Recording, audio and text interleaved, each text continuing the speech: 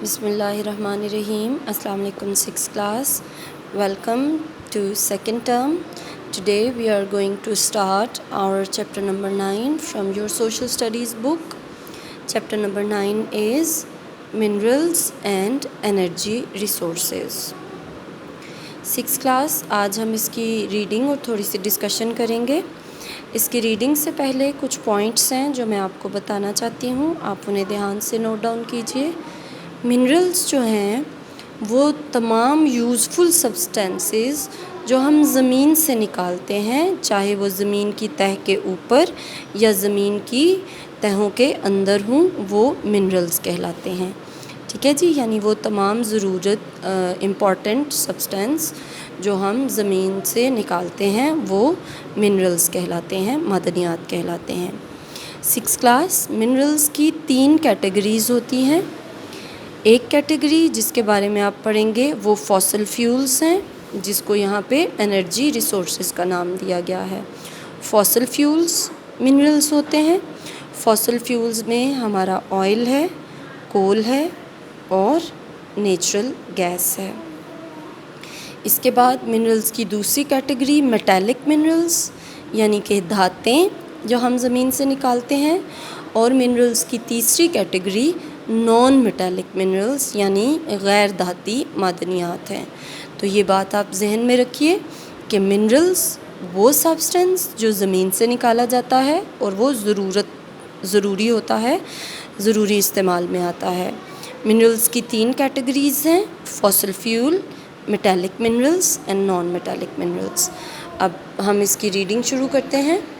Page number 40 से आप इसकी रीडिंग करेंगे.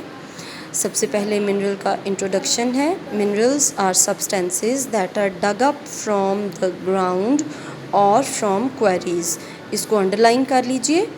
ये मिनरल की डेफिनेशन है. Minerals are substances that are dug up from the ground और फ्रॉम क्वेरीज.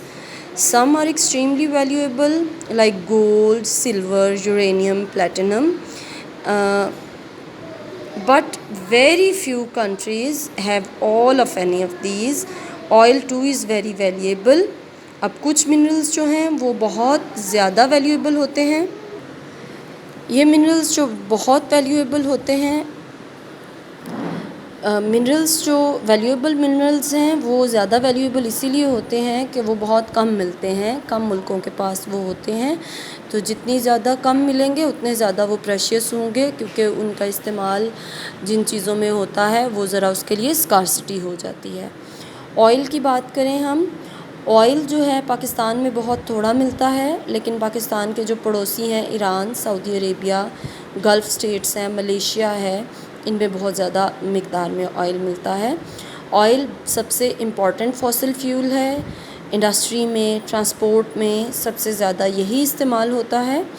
और पाकिस्तान को बहुत ज़्यादा ऑयल जो है वो इंपोर्ट करना पड़ता है. और पाकिस्तान की टोटल इंपोर्ट बिल का 1/3 पाकिस्तान ऑयल इंपोर्ट करता है.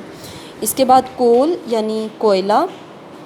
कोयला पाकिस्तान में काफ़ी ज़्यादा मिक़दार में पाया जाता है, लेकिन पाकिस्तान में पाए जाने वाला कोयला इतना अच्छा नहीं है. ठीक है, तो वो जो कोयला है जो पाकिस्तान में पाया जाता है, इसमें बहुत ज़्यादा सल्फ़र और ऐश है.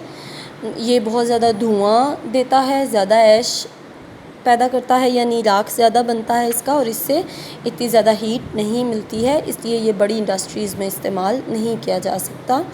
लेकिन रिसेंटली थर से हमें जो थर कोल प्रोजेक्ट है वहाँ से बहुत अच्छे कोयले के ज़ख़ायर मिले हैं. तो उम्मीद है कि फ़्यूचर में हमें पाकिस्तान में बहुत अच्छी क्वालिटी का कोयला अवेलेबल होगा. नेचुरल गैस पाकिस्तान में, नेचुरल गैस इसको हम सुई गैस के नाम से जानते हैं, क्योंकि सबसे पहले पाकिस्तान में सूबा बलूचिस्तान में ये सुई के मकाम से निकली थी. तो नेचुरल गैस पाकिस्तान में बहुत अबंडेंट है, बड़ी ज़्यादा मिक़दार में नेचुरल गैस पाई जाती है. हम इसको डोमेस्टिक यूज़ भी करते हैं. डोमेस्टिक मतलब घरों में इस्तेमाल करते हैं.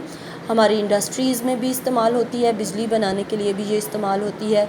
फर्टिलाइज़र्स का ये एक रॉ मटेरियल के तौर पे भी इस्तेमाल होती है मीथेन गैस. ठीक है जी. और इसकी एलपीजी बनाई जाती है, इसको एक्सट्रीम प्रेशर में इसको लिक्विफाई किया जाता है और फिर भी ये इस्तेमाल की जाती है. ये आप लोग बेटे पेज नंबर 40 और 41 की आज रीडिंग करेंगे। जो मुश्किल लफ्ज़ लगेंगे आप उन्हें अंडरलाइन करेंगे, आप इसे अच्छे तरीके से समझेंगे। कल हम इससे आगे बढ़ेंगे।